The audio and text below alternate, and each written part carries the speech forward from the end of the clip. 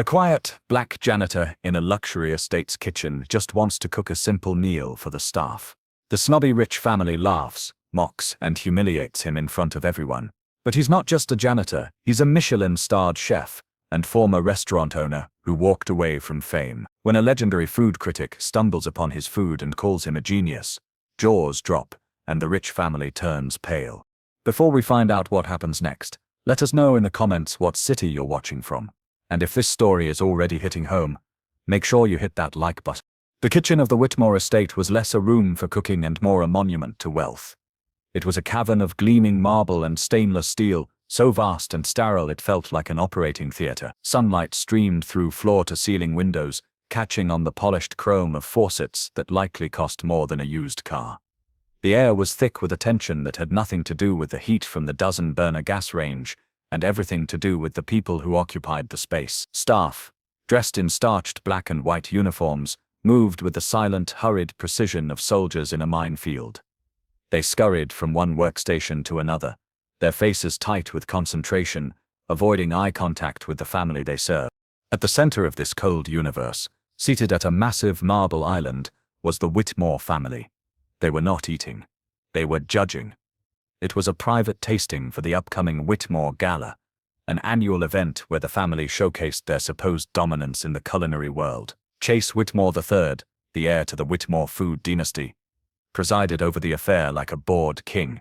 He was draped in a white linen suit so pristine it seemed to reject the very idea of a wrinkle or a stain. He ran a hand through his perfectly coiffed blonde hair and let out a long, exaggerated yawn. The sound echoed in the tense silence, a clear signal of his royal disdain. Each time a new, exquisitely plated dish was placed before him, a single scallop with a saffron foam, a micro salad that looked like a fairy's garden, he would poke at it with a silver fork, take a minuscule bite, and offer a dismissive wave.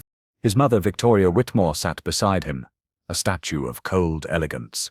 Her face was a mask of placid disapproval, her lips pursed into a permanent thin line. She looked at the frantic staff not as people, but as extensions of the kitchen equipment, moving parts that were currently failing to meet her impossibly high standards. She dabbed at the corner of her mouth with a silk napkin, her eyes scanning the room for any imperfection, any sign that her world was less than flawless. In a far corner of this grand, intimidating kitchen, away from the theater of the tasting, another kind of cooking was happening. Malcolm Reed, a janitor at the estate, gently stirred a large, covered pot, resting on a small, unused burner. Malcolm was a man who had mastered the art of being invisible. He was in his late 50s, with kind, warm eyes that had seen more than most, and a quiet strength that emanated from him like gentle heat. His hair was graying at the temples, and his hands, though calloused from years of hard work, moved with a surprising grace. He was not meant to be part of the day's culinary spectacle. His job was to mop the floors, take out the trash, and remain unseen. But today he was cooking something for himself and the other staff members, a small act of community in a place that felt anything but. It was a simple gumbo. Nothing fancy, nothing designed to impress. It was the food of his childhood, a dish from his hometown in Louisiana, the taste of home that he wanted to share with the other people who worked in the shadows of the Whitmore estate. The recipe was his mother's, passed down through generations, a stew rich with history and love.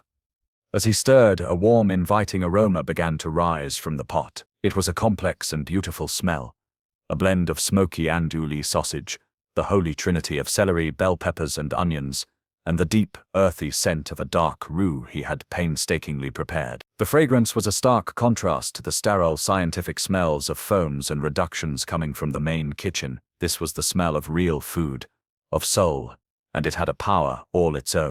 The aroma drifted through the vast kitchen, a ghost of warmth and comfort in a cold, sterile room. It snaked its way past the frantic chefs and nervous waiters, across the polished marble floors, and right to the island where the Whitmores sat in judgment. Chase Whitmore III paused, his fork hovering over a deconstructed gazpacho. He sniffed the air, his nose wrinkling. The smell was foreign, out of place in his perfectly curated world. It was too rich, too real. "What is that smell?" he demanded, his voice cutting through the silence. His question was not one of curiosity, but of accusation. Every staff member froze. Their eyes darted nervously towards Malcolm's corner. They knew what was in the pot, and they knew what was coming. Chef Armand, the Whitmore's executive chef, a man whose arrogance was matched only by his insecurity, immediately looked for a scapegoat. His eyes landed on Malcolm and the steaming pot. A smug, cruel smile spread across his face. He saw an easy target. Malcolm, feeling the weight of every eye in the room, turned slowly. He held the long wooden spoon in his hand, his expression calm and polite. He had hoped to remain unnoticed, to simply provide a small comfort for his fellow workers. Now he was in the spotlight. "It's just a little something for the staff, sir," Malcolm said, his voice quiet but clear. "A dish from my hometown." Chase's lips curled into a sneer. He let out a short, barking laugh. "Your hometown? And where might that be?" "A swamp?"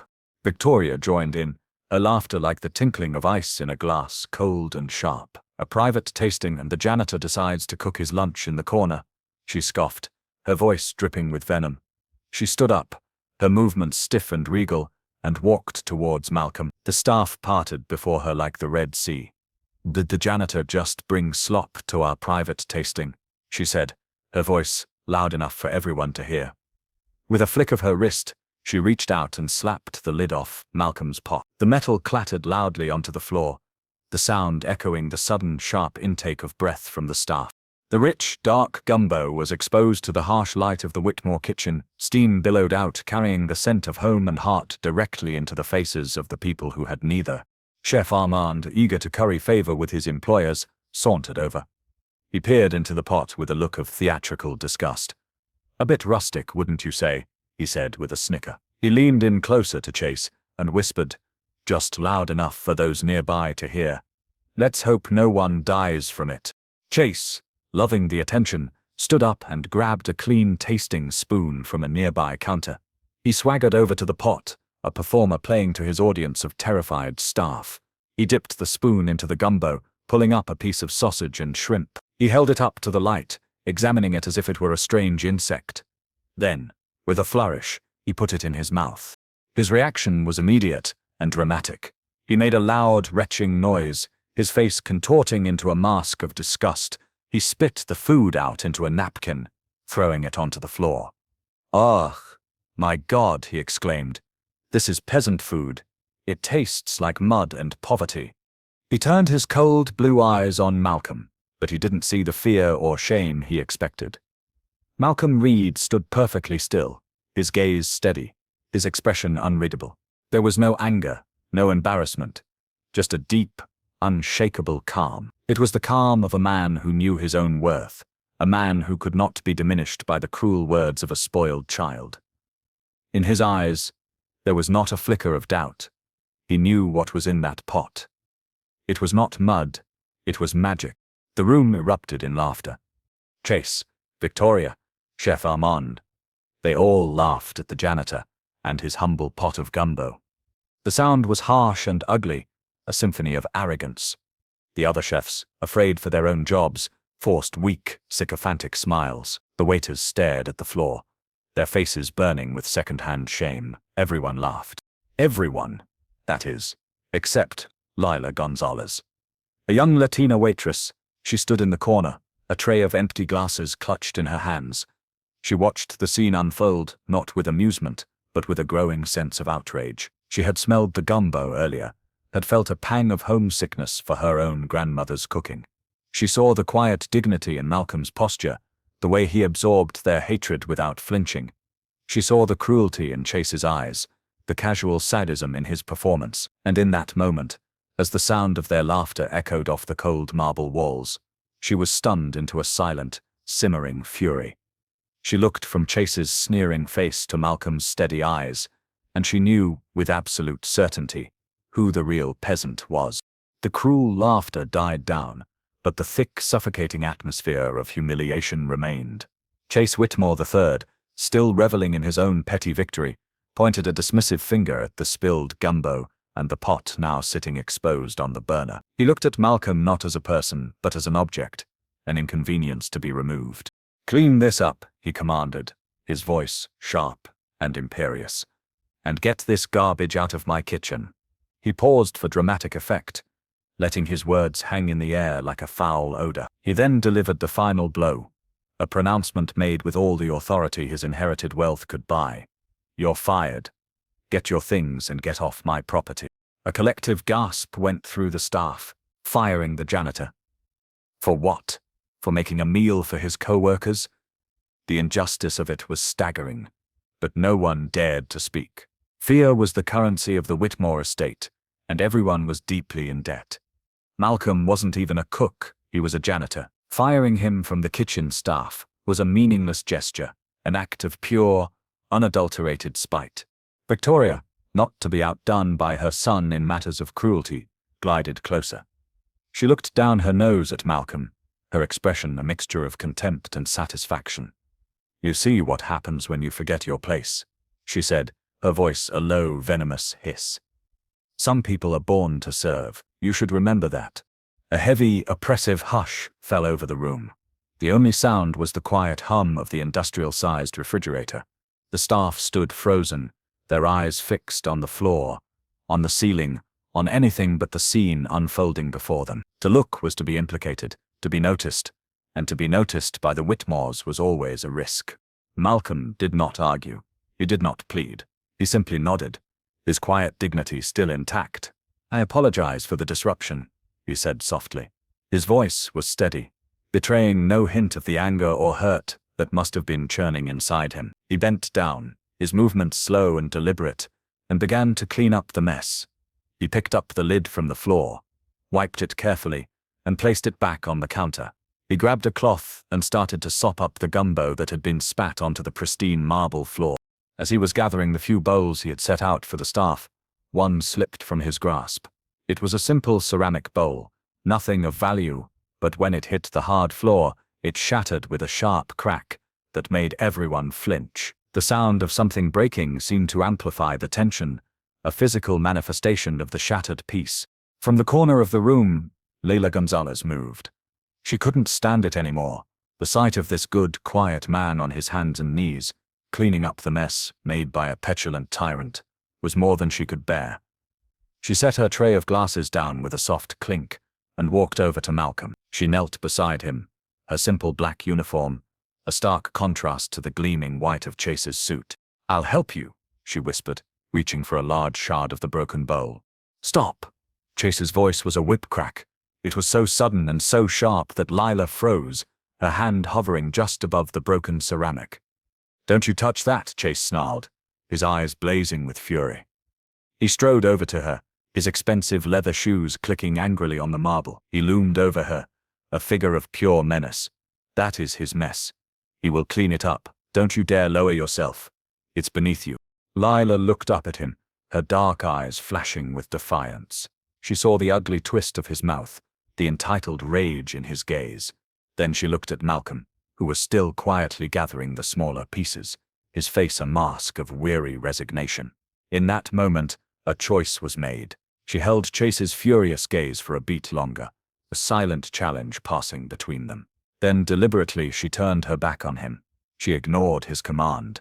She reached down, picked up the shard of the broken bowl, and placed it carefully into Malcolm's hand. It was a small act, but in the oppressive world of the Whitmore estate, it was a rebellion. Chase's face turned a shade of crimson.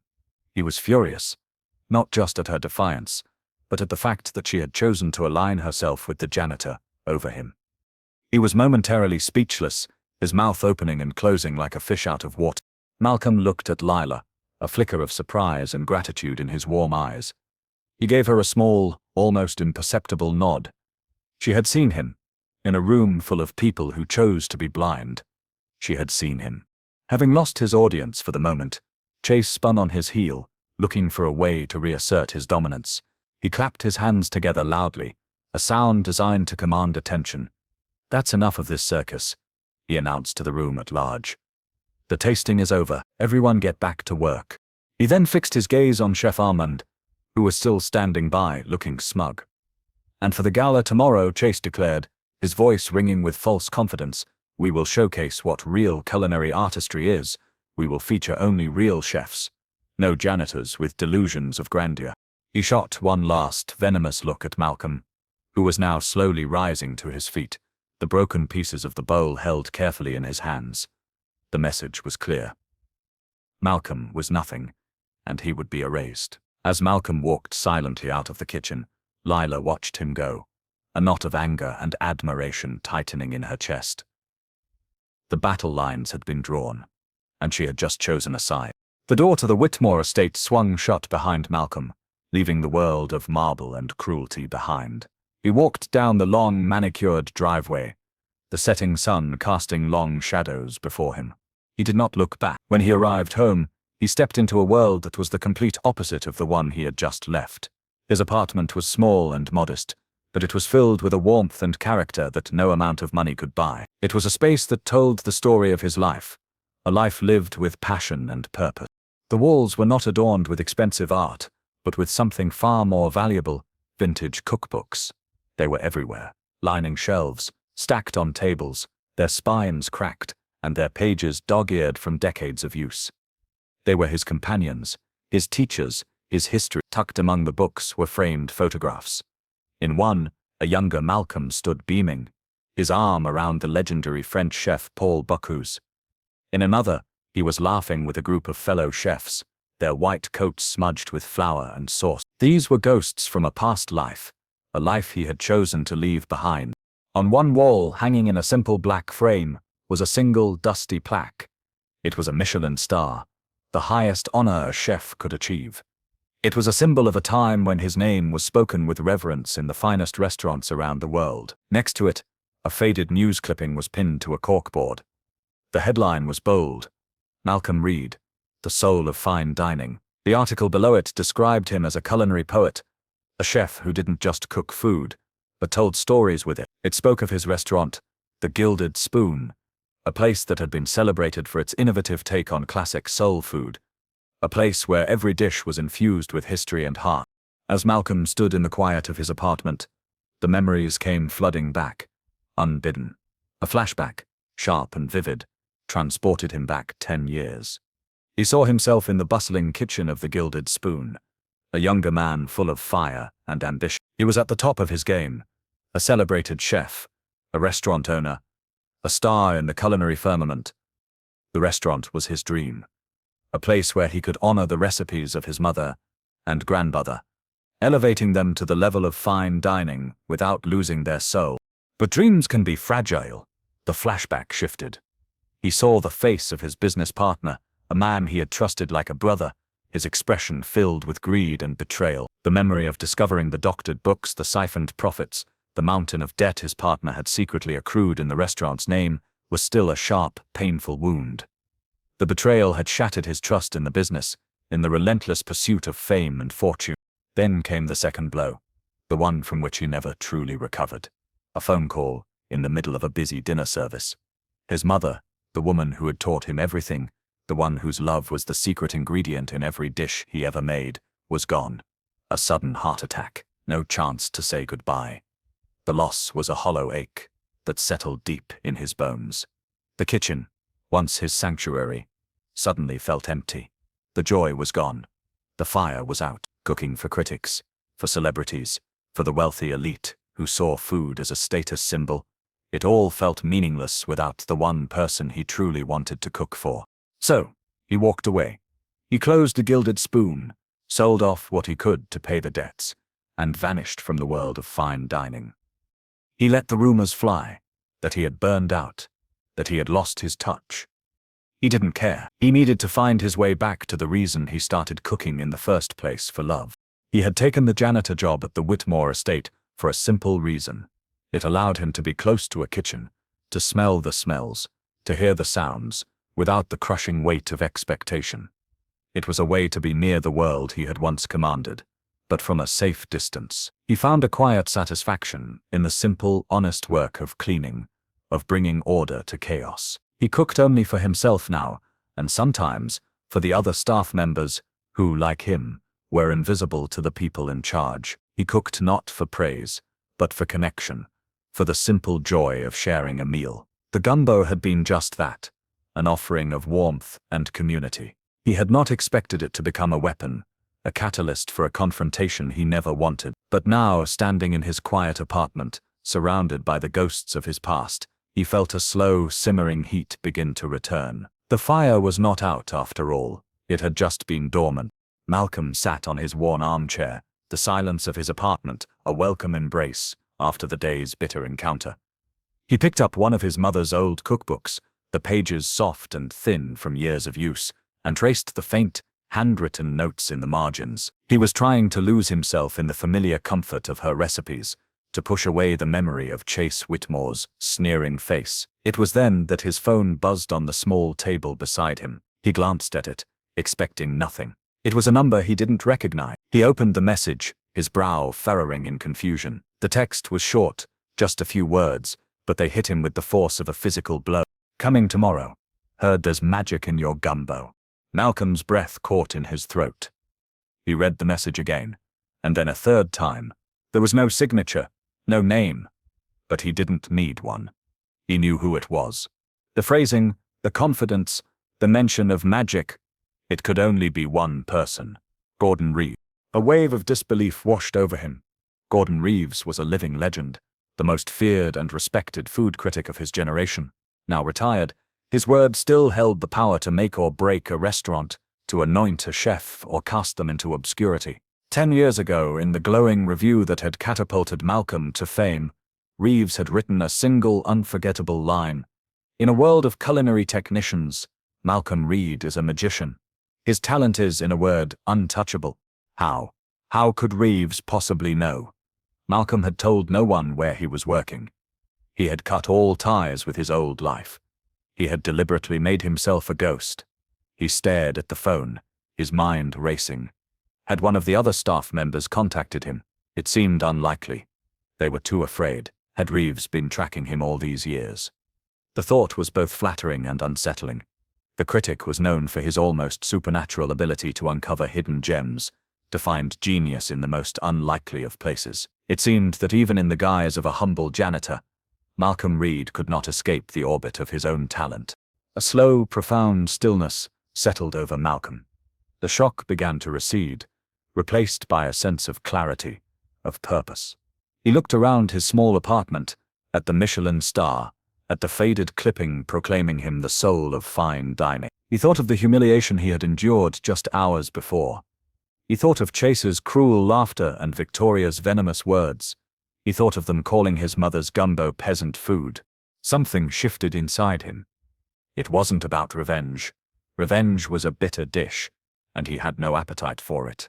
This was about something else. It was about truth. It was about respect. It was about the soul of food itself.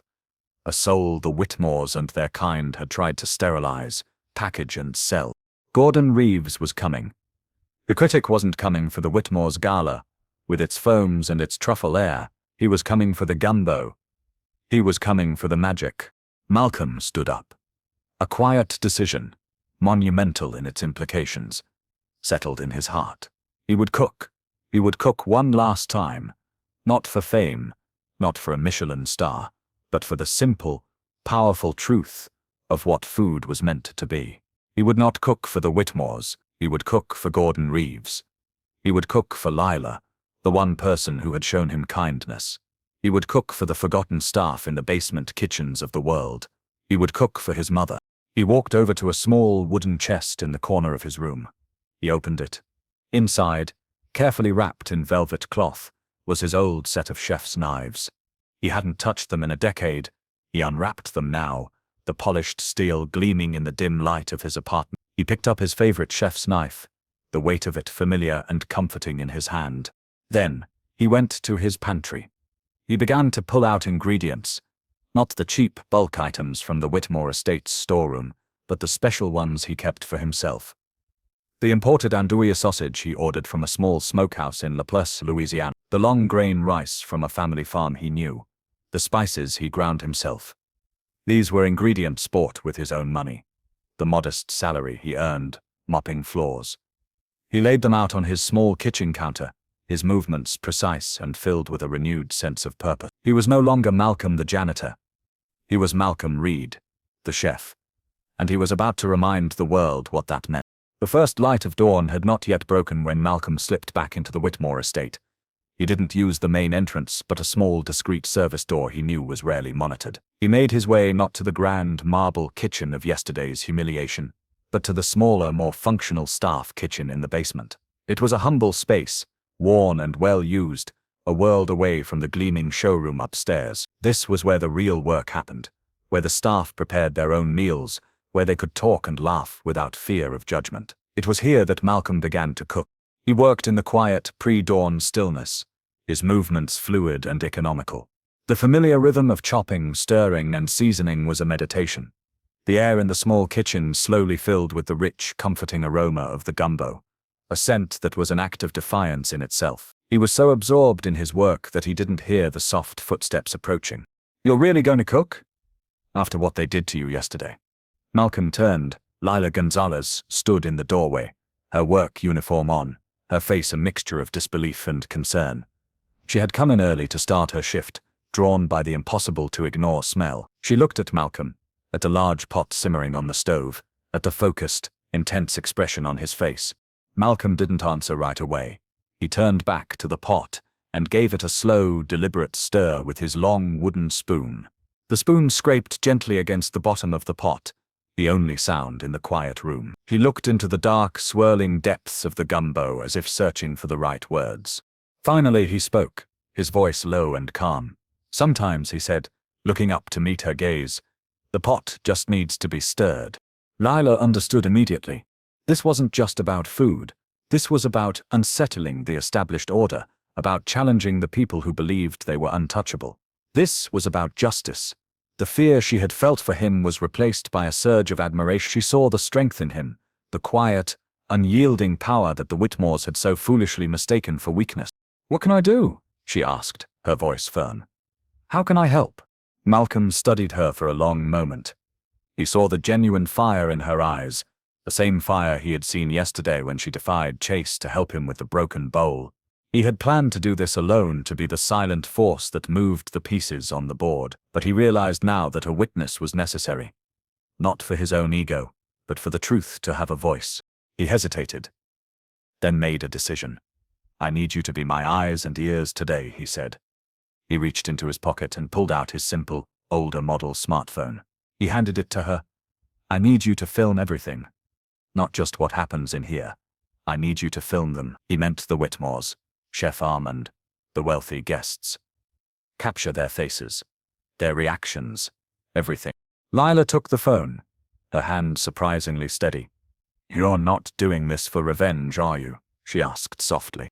Malcolm shook his head. A small, sad smile touched his lips. "Revenge is a poison. It eats the person who serves it," he said. "This isn't for revenge, it's for the record, it's for the truth." He looked around the small, humble staff kitchen, then back at Lila. "People like them," he said, his voice imbued with a quiet passion. "They live in a world where they never have to look at the people who wash their dishes, who scrub their floors, who cook their meals. They forget who feeds them. They forget that the hands they mock are the same hands that sustain them." He paused, his gaze intense. "Maybe it's time they remember." Lila clutched the phone tightly in her hand. A profound sense of purpose settled over her. She was no longer just a waitress, a servant in a rich family's home. She was a participant in something important. She was a truth teller. She nodded, her expression serious. "I'll get everything," she promised. "They won't be able to deny a single second of it." Malcolm gave her a grateful nod. He then turned back to his pot, the final act of preparation at hand. The plan was in motion. The trap was being set. And now he had an ally, someone to ensure that when the truth was finally served, the whole world would be watching. Upstairs in the sun-drenched marble kitchen, a very different kind of culinary preparation was underway. Oblivious to the quiet rebellion simmering in the basement below, Chase Whitmore III and Chef Armand were basking in the glow of their own perceived genius. They were finalizing the menu for the gala, an exercise in pure, unadulterated pretension. Chase, dressed in another impeccably tailored suit, this time a pale gray silk, leaned against the marble island sipping an espresso. He was still gloating about the events of the previous day. "Did you see his face?" Chase laughed. recounting the firing of Malcolm for the 10th time. The look on that janitor's face when I told him he was through. It was priceless. Chef Armand, busy arranging a microscopic herb on a plate with a pair of tweezers, chuckled along. He had it coming, Mr. Whitmore. The audacity, bringing that swamp water into my kitchen during a private tasting. Armand's own success was built on emulating trends, not on genuine talent, and his insecurity made him cruel. He felt a deep, secret threat from anyone who possessed the kind of innate skill he knew he lacked. Malcolm's simple, fragrant gumbo had unsettled him more than he would ever admit. Mocking the man was a defense mechanism. It was like kicking a stray dog that wanders into your garden, Chase continued, a cruel smile playing on his lips. You don't hate it. You're just annoyed it exists and you want it gone. A perfect analogy, sir, Armand said, nodding obsequiously. And tonight we will show them what true, refined taste is. We will cleanse their palates of his peasant food. Armand proudly presented his latest creation, a dish intended for the pre-tasting cocktail hour. It was a single oyster resting on a bed of sea salt, topped with what he called a briny foam and a hint of citrus air. It looked less like food and more like a minimalist art installation. It was beautiful, sterile, and utterly devoid of warmth or comfort. Exquisite, Chase breathed, barely tasting it before declaring it a masterpiece. This is what separates us from them, Armand. This is art. This is evolution. They moved on to the main event, the final tasting dish that would be served just before the evening's keynote speeches. Armand had been working on it for weeks. For the grand finale, he announced with a flourish, I present my masterpiece, deconstructed duck confit, with a black truffle air and a pomegranate reduction. He described the dish in painstaking detail. The duck was cooked sous vide for 36 hours, the skin crisped separately and shattered into shards. The truffle wasn't a slice or a shaving, but an air, an ethereal scent captured in a delicate, edible bubble that would pop in the guest's mouth. The pomegranate reduction was painted onto the plate in a single artistic swoosh. It's about the concept, you see, Armand explained, his chest puffed out with pride. It challenges the diner's perception of what duck confit is supposed to be. It's intellectual. Chase clapped his hands together in delight. Intellectual. I love it. It's food for the mind, not the stomach. He let out a self-satisfied laugh. No soul, just science, he declared, unknowingly articulating the very essence of their philosophy. Armand beamed, taking the comment as the highest possible praise. Precisely, sir. Soul is messy. Soul is for janitors. They both laughed, the sound echoing in the cold, cavernous kitchen. They were so wrapped up in their world of foams, airs, and deconstructed fantasies, so confident in their own superiority, that they remained blissfully unaware of the real culinary event being prepared just a few floors below them. They had no idea who was coming to their party. They had no idea that their carefully constructed world of gourmet delusion was about to be shattered by a single pot of gumbo. They were meticulously planning a meal that no one would remember, while the meal that would change everything was being cooked with love, history, and a quiet, simmering rage, right under their feet. The afternoon sun slanted through the small basement window, casting a single beam of light across the staff kitchen. Malcolm Reed worked with a silent, focused intensity. The gumbo was done, simmering gently on the stove, its rich aroma filling the small room. Every ingredient had been added with care, every step of the process honored. It was more than a dish, it was a statement. It was his mother's legacy in a pot. He tasted it one last time, a spoonful of the dark, complex broth. It was perfect. It tasted like truth. With his preparations complete, a profound calm settled over him. He had done his part. Now the rest was in motion, a series of dominoes he had set up, ready to fall. He wiped his hands on a clean cloth, took a deep breath, and opened his phone. He scrolled through his contacts, a very short list, and found the number he was looking for. He pressed the call button. The phone rang only once before it was answered. Hello, a voice on the other end said, professional and discreet. Malcolm's voice was low and steady, his words precise. Yes, he said, he's coming. Make sure the table's set. It's already been taken care of, the voice replied. Front and center. We're ready. "Thank you," Malcolm said, and ended the call. He didn't need to say more. The person on the other end was the manager of a small, exclusive catering company, an old friend who owed him a favor from his days at the Gilded Spoon. He had called him earlier that morning with a strange request to deliver a single beautifully set table for one to the Whitmore Gala, along with a set of simple, elegant ceramic bowls. The table was not to be placed with the others, but in a specific pre-arranged spot, a place that would be impossible to ignore. Just as Malcolm put his phone away, a sleek black town car pulled up to the grand entrance of the Whitmore estate. The valet, accustomed to seeing luxury vehicles, scrambled to attention, but there was something different about this arrival. The car had an understated authority, its tinted windows revealing nothing of the passenger within. The rear door opened slowly. A single, polished black leather shoe emerged, followed by a sharply creased trouser leg. Then the passenger stepped out. It was a man in his late 60s, dressed in a simple but exquisitely tailored dark suit. He was not tall, but he had a presence that seemed to alter the gravity around him. He wore dark sunglasses that concealed his eyes, and his face was set in a neutral, unreadable expression. In one hand, he carried a small, leather-bound notepad and a silver pen. It was Gordon Reeves. He stood for a moment on the curb, taking in the ostentatious facade of the Whitmore estate.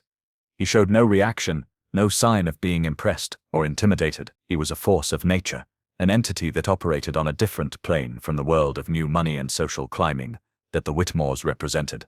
He had not come for the champagne or the small talk. He had come for a taste of something real. One of the gala organizers, a flustered young woman with a clipboard, rushed forward. "Mr. Reeves, we weren't expecting you," she stammered, her face pale with shock and awe. His name was not on any guest list. Gordon Reeves slowly removed his sunglasses, revealing eyes that were sharp, intelligent, and missed nothing. They seemed to look right through the young woman. "I'm not a guest," he said, his voice quiet but carrying an immense weight. "I'm here for a private tasting." Without another word, he walked past her, his footsteps silent on the paved driveway. He moved with a singular, unwavering purpose, like a predator that had caught the scent of its prey. The game so carefully orchestrated by Malcolm in the quiet of the basement kitchen was now officially set. The most important player had just arrived, and the Whitmores had no idea that their carefully planned celebration of themselves was about to be judged by the one man whose opinion could bring it all crashing down. The Whitmore Gala was in full swing, the grand ballroom of the estate, and the sprawling gardens had been transformed into a glittering spectacle of wealth and excess. Crystal chandeliers cast a warm glow over a sea of designer gowns and bespoke tuxedos. The air hummed with the chatter of celebrities, socialites, and the city's most powerful food industry elites. Waiters, including Lila, moved through the crowd with trays of champagne and Chef Armand's baffling appetizers, their faces locked in polite, professional smiles. Chase Whitmore III was in his element. He moved through the crowd like a conquering hero, accepting compliments, shaking hands, his smile wide and blindingly white. This was his coronation, the night he would cement the Whitmore name as the pinnacle of culinary sophistication. He found his mother, Victoria, holding court near a massive ice sculpture of a swan. "Isn't it marvelous, darling?" she said, gesturing to the opulent scene. "Everyone who is anyone is here." "Of course they are, Mother," Chase said, preening. "They're here to witness the future of food." He leaned in conspiratorially. "Just wait until they see Armand's final dish. It will redefine elegance. It will be the only thing they talk about for months." At the appointed time, the guests were ushered to their seats for the main tasting. A hush fell over the room as Chef Armand, looking impossibly smug in his tall white hat, took to a small stage at the front of the ballroom. A spotlight illuminated him as he began his grandiloquent introduction to the final dish. "Tonight," he began, his voice echoing through the silent room, "we move beyond the rustic confines of simple sustenance. We explore food as an idea, as a philosophy. What you are about to experience is not just a meal, it is a question." With a dramatic flourish, he unveiled the duck confit. Dozens of waiters streamed from the kitchen, each carrying a single plate. On each plate was the meticulously arranged dish, the swoosh of pomegranate reduction, the shards of crispy skin, and the delicate, shimmering bubble of truffle air. It was visually stunning, a perfect dish for the age of social media. Just as the first guests were about to raise their forks, A voice cut through the reverent silence. It was quiet, yet it carried an authority that made every single person in the room freeze. "I didn't come for this." All heads turned. Standing near the back of the ballroom, having refused any of the offered seats, was Gordon Reeves. He had been observing the spectacle with a detached, almost clinical curiosity. Now he was done observing. A wave of confusion and panicked whispers swept through the crowd. Who was that? Was he supposed to be here? Chase's smile faltered. He stared at Reeves, a flicker of uncertainty in his eyes. Chef Armand froze on the stage, his mouth slightly agape. Ignoring the stunned silence and the hundreds of eyes on him, Gordon Reeves began to walk. He did not walk towards the stage or towards the Whitmores. He walked with a calm, deliberate pace towards the side of the ballroom, towards a service corridor that led to the kitchens. The crowd, mesmerized and utterly bewildered, parted before him. Some people, driven by a primal curiosity, began to get out of their seats and follow him, a ripple of movement turning into a wave. Chase and Victoria exchanged a panicked look. What was happening? This was not part of the plan. "Security!" Chase hissed to a nearby guard. But it was too late. The spectacle was no longer on the stage. It was following the silent man in the dark suit. Gordon Reeves walked down the sterile service corridor and pushed open the door to the staff kitchen in the basement. The crowd of curious elites followed, murmuring amongst themselves, their phones already out, ready to capture whatever strange event was unfolding. They crammed into the doorway, peering into the small, humble kitchen. And there, they saw him. Malcolm Reeves. He was no longer the janitor in a stained uniform. He was dressed in a simple, clean white chef's coat. He stood behind a single beautifully set table that seemed to have appeared out of nowhere. On the table were stacks of simple, elegant ceramic bowls, and next to him on the stove was the large pot of gumbo, steam rising from it in a fragrant, welcoming cloud. Malcolm was calm, his expression serene. He looked up as Gordon Reeves entered the room, and their eyes met. A silent understanding passed between them. Gordon walked to the table and stood before Malcolm. He didn't speak. He simply picked up one of the ceramic bowls. Malcolm took a ladle and filled the bowl with the rich, dark gumbo, the chunks of sausage, chicken, and shrimp, nestled in the thick, savory stew. He placed it over a small mound of fluffy white rice. Gordon Reeves took the bowl. He picked up a spoon. The entire world, it seemed, had gone dead silent. The gaggle of wealthy guests held their breath. Lila, standing at the edge of the crowd, quietly raised Malcolm's phone and pressed record. Gordon Reeves looked down at the humble bowl of gumbo. It was not deconstructed. It was not a foam or an air. It was food. Real, honest, and unapologetic. He lifted the spoon to his lips and took a taste. The silence in the cramped basement kitchen was absolute. It was so quiet you could hear the soft hum of the fluorescent lights overhead. Dozens of wealthy, influential people, crammed into a space they would never normally enter, watched with rapt attention as the legendary Gordon Reeves tasted a spoonful of gumbo from a bowl held in his hand. His face, which had been a mask of neutrality, began to change. A flicker of surprise, then of deep, profound pleasure, crossed his features. His eyes, for a moment, seemed to lose their sharp, critical edge and soften with something that looked like nostalgia, like memory. His hand, holding the spoon, trembled almost imperceptibly. He took another spoonful, this one slower, more deliberate. He closed his eyes, savoring the complex layers of flavor, the smokiness of the sausage, the deep, earthy taste of the dark roux, the subtle heat of the cayenne, the freshness of the holy trinity of vegetables. It was a symphony of flavors, perfectly balanced, a dish that spoke not of science or intellect, but of history, of family, of love. It was a dish with a soul. He lowered the spoon and opened his eyes. He looked at the gumbo, then at Malcolm. A slow smile spread across his face, a genuine, unguarded smile that no one in that room had ever seen before. He then turned to face the stunned, silent crowd that was packed into the doorway and spilling out into the corridor. He cleared his throat. He held up the half-eaten bowl of gumbo for all to see. And then he spoke, his voice clear and resonant, filling the small space with its undeniable authority. He said just two words: utter genius. The two words landed like a thunderclap. A collective gasp rippled through the crowd. Murmurs erupted instantly. What did he say? Genius? Who is that? Is that one of the cooks?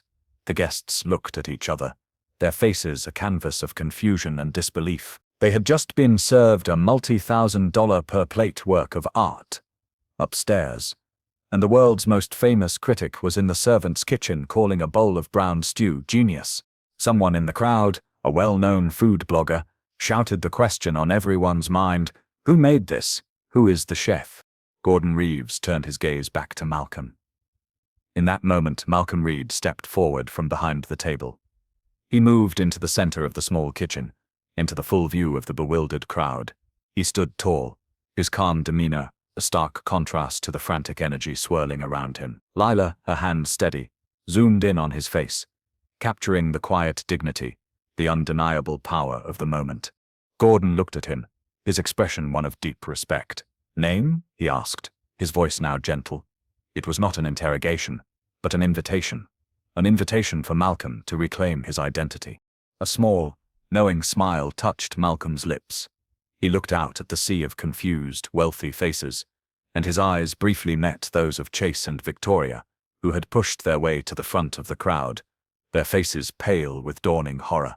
My name, Malcolm said, his voice calm, clear, and steady, is Malcolm Reed. The name dropped into the room, with the weight of a dropped anvil. Another, louder gasp went through the crowd. This was not a gasp of confusion. It was a gasp of recognition. Malcolm Reed. The Malcolm Reed? The one who had disappeared a decade ago?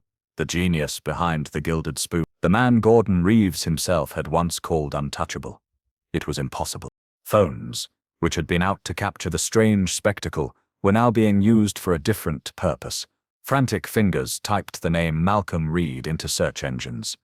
And in seconds, the truth began to spread through the crowd like wildfire. His face from 10 years ago, the Michelin star, the glowing reviews, it was all there.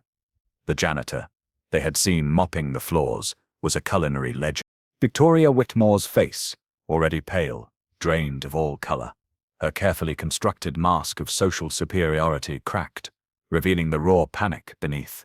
Her mouth opened slightly, but no words came out. She looked from Malcolm to Gordon Reeves and back again, the reality of the situation crashing down on her. Chase stood beside her, frozen in disbelief. His mind struggled to process the information. The janitor, the man he had mocked, humiliated, and fired. The man whose food he had spit on the floor, he was Malcolm Reed. The smug, arrogant smirk was gone, replaced by a look of sickening dread. The world had just been turned upside down, and he was standing right in the epicenter of the quake. Lila, her camera still recording, made sure to capture every single glorious second of their horrified realization. The basement kitchen, once a forgotten service space, had become a courtroom, and judgment was being served. Chase Whitmore III, his face a mask of panicked disbelief, scrambled to regain control of a narrative that was spiraling away from him with terrifying speed. He pushed his way through the stunned guests, forcing a laugh that sounded more like a choke. Yes, exactly, he exclaimed, his voice high and strained. Malcolm Reed, this was all part of the show. A brilliant piece of performance art. We wanted to make a statement about humility and hidden talent. It was all planned. He looked around for support, a desperate plea in his eyes. No one was buying it. The lie was too thin, too transparent. The shock on his and his mother's faces had been too genuine. Malcolm Reed said nothing. He simply stood there, a silent, powerful indictment of Chase's desperate scrambling. He didn't need to defend himself. The truth had other advocates. Is that so? A voice said. It was Lila Gonzalez. All eyes turned to her as she stepped forward, holding up Malcolm's phone. Because this doesn't look like performance art. She pressed play, and on the small screen, the events of the previous day played out. The audio clear and damning. The video was quickly connected to the gala's large projection screens by a tech-savvy guest, and suddenly, the ugly scene was broadcast for everyone to see. There was Chase, mocking Malcolm's gumbo. This is peasant food. His voice echoed through the now silent ballroom and basement. There was Victoria, sneering. You see what happens when you forget your place. There was Chef Armand, snickering. Let's hope no one dies from it. And there was Chase, delivering the final cruel blow. You're fired. Get this garbage out of my kitchen. The video ended. The silence that followed was heavy and suffocating. The humiliation, the cruelty, the raw, ugly prejudice of the Whitmore family was laid bare for their entire social circle to witness. The guests, who just moments before were sipping their champagne, now looked at Chase and Victoria with expressions of open disgust. Gordon Reeves, his face now cold and hard as granite, turned his gaze away from the Whitmores and towards a group of stern-faced men and women standing near the back. They were the board of directors for the Whitmore Culinary Trust, the charitable foundation that was the source of the family's prestige and power in the food world. If this family, Gordon said, his voice low and dangerous, each word landing with surgical precision, if their actions, their values, their character represent this institution, then I am publicly pulling all of my support and funding, and I will encourage every reputable chef and organization in the world to do the same. It was a death sentence. The Whitmore Culinary Trust would be nothing without the endorsement of men like Gordon Reeves. The board members looked at each other, their faces grim. They saw their reputations, their funding, their entire enterprise about to be torched by the arrogance of one spoiled heir. The decision was swift and brutal. The chairman of the board, a formidable-looking man named Mr. Abernathy, stepped forward. He looked directly at Chase, his eyes filled with ice. "Chase," he said, his voice devoid of any emotion, "your position as executive director of the trust is terminated effective immediately." He then turned his cold gaze on Chef Armand, who looked as if he was about to faint. "And Chef, your services are no longer required. You are both to vacate the premises now." Chase stared, his jaw slack. You can't do that. This is my family's." "It is not," Mr. Abernathy cut him off sharply. "It is a board-governed institution, and you are a liability we can no longer afford." Malcolm Reed, who had watched the entire exchange with his signature calm, took a small step forward. He looked at the shattered, defeated face of Chase Whitmore III. A quiet, knowing smile played on his lips. "I think," Malcolm said softly, yet loud enough for everyone to hear, "someone just got fired." The irony was devastating. The justice was poetic. Chase Whitmore III, who had so cruelly and casually fired a janitor for the crime of being humble, was now publicly and humiliatingly fired himself, brought down by the very man he had tried to erase. The world had righted itself on its axis, and the sound it made was the sweet, satisfying crash of arrogance meeting its end. In the stunned aftermath of Chase and Armand's public disgrace, as they were unceremoniously escorted from the property, a new sense of order began to settle over the chaotic scene. The guests, having witnessed a night of high drama they would never forget, began to buzz with the story of the decade, the return of Malcolm Reed. But Gordon Reeves was not finished. He turned his attention from the fallen antagonists to the unsung hero of the evening.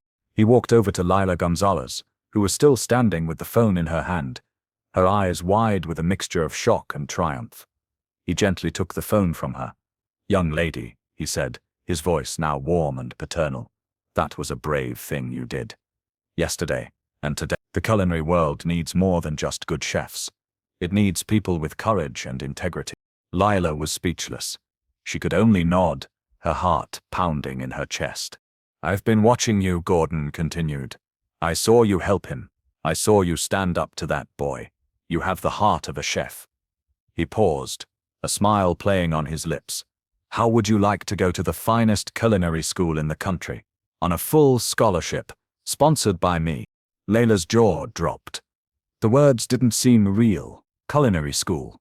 It was a dream she had never dared to voice, a fantasy that belonged to a different life, a life where she wasn't working 2 jobs just to help her family pay rent. Tears welled up in her eyes, tears of disbelief and overwhelming gratitude. I don't know what to say," she stammered, her voice thick with emotion. "Say you'll accept," Gordon said kindly. "The world needs more people like you stirring the pots." Lila nodded furiously, unable to speak, the tears now streaming freely down her face. She had come to work that night, expecting to serve champagne and clear plates. She was leaving with her entire future rewritten, a gift from a legend, earned through a simple act of kindness. Gordon gave her a paternal pat on the shoulder and then turned to the man at the center of it all. He walked over to Malcolm, who was now quietly serving his gumbo to a line of intrigued guests who had eagerly grabbed the ceramic bowls. The smell of the rich stew had completely overpowered the memory of Chef Armand's truffle air. "Malcolm," Gordon said, his voice filled with genuine admiration. "It's been too long. I knew I'd find you eventually. Talent like yours can't hide forever." Malcolm looked up from the pot and smiled, a real, warm smile that reached his kind eyes.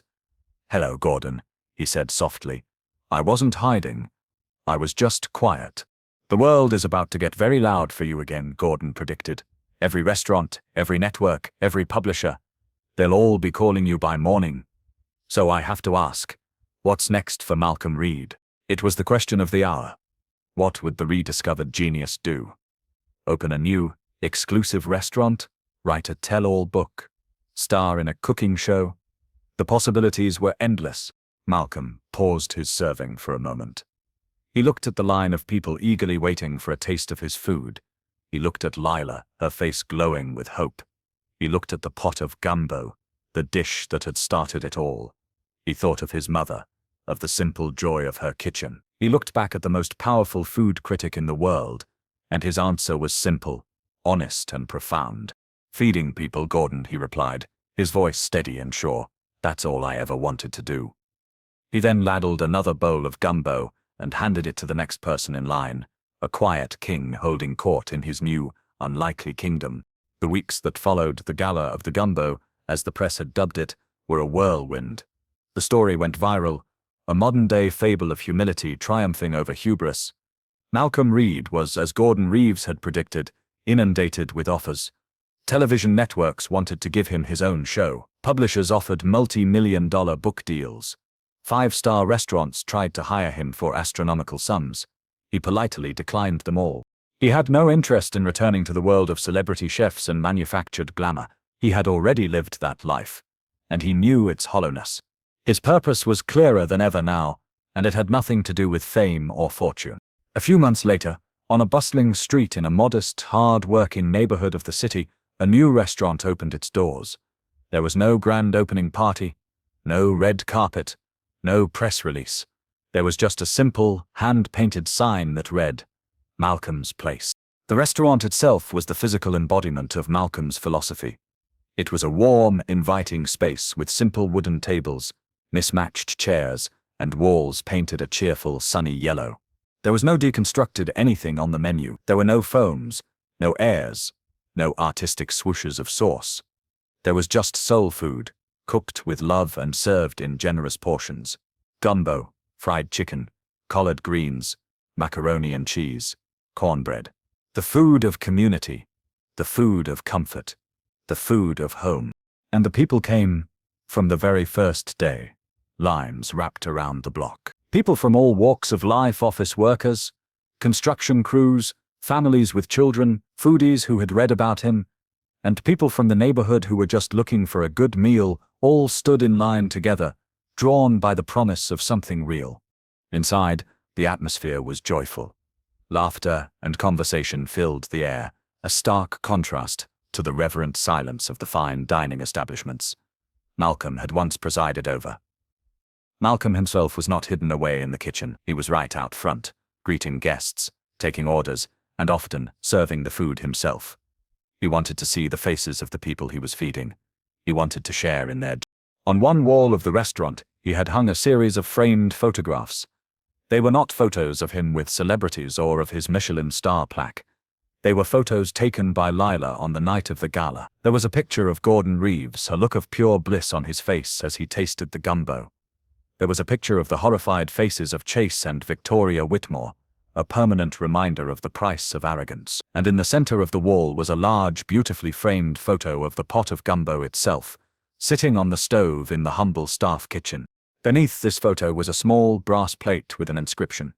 It read, "The genius they tried to erase, it was a quiet testament to his journey, a declaration that true worth can never be diminished by those who are too blind to see it." The kitchen, Once a place of humiliation had been reborn as a symbol of his ultimate triumph. He was not just cooking food, he was serving dignity, one bowl at a time. Status means nothing without soul. Wealth is a hollow shell without kindness. And power is an illusion if it's built on the backs of people you refuse to see. In a world that chases after the next big thing, the most innovative trend, the most exclusive experience, we sometimes forget the simple, profound truth at the heart of it all. We forget that a meal is more than just ingredients on a plate. It is a story. It is history. It is love. The Whitmores, with all their money and influence, believed that food was a weapon of class, a way to separate themselves from the peasants. They thought the more complicated, the more expensive, the more intellectual the food, the better it was. They were wrong. Malcolm Reed knew the truth. He knew that the soul of food isn't found in a foam or an air, but in the memory of a mother's hands, in a recipe passed down through generations, in the simple, honest act of feeding another person. He was mocked, humiliated, and cast aside. They tried to erase him, to tell him he was nothing more than a janitor, that his food, the food of his heritage, was garbage. But you cannot erase the truth. You cannot silence a soul that is determined to be heard. And sometimes, the very ones you look down upon, the ones you mock and dismiss, are the ones who hold the key to the very thing you lack. They are the ones you will, in the end up begging to feed you. Because your own table, for all its glitter and gold, is utterly empty. In the warm, bustling dining room of Malcolm's place, a little boy sat at a table with his family. He was no older than 7, his eyes wide with wonder. In front of him was a small bowl of Malcolm's gumbo. He took a spoonful, his small face serious with concentration.